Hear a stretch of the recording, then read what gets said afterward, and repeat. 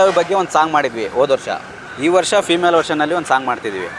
ಆ ಸಾಂಗ್ ನೋಡಿದ ಮೇಲೆ ನಿಮ್ಗೆ ಏನು ಅನ್ನಿಸ್ತು? ಫ್ರೆಂಡ್ಶಿಪ್ ಬಗ್ಗೆ ಏನು ಅನ್ನಿಸ್ತು? ಯಾವ ಥರ ಆಯಿತು? ಆ ಸಾಂಗ್ ನೋಡಿ ಭಾಳ ಖುಷಿಯಾಯಿತು. ಜೊತೆಗೆ ಹುಡುಗರು ಭಾಳ ಸಪೋರ್ಟ್ ಕೊಟ್ಟರು. ಮತ್ತು ನಮಗೆ ನಾವೆಲ್ಲ ಓದಿದ್ದು ಇದೇ ಶಾಲೆಯಲ್ಲಿ.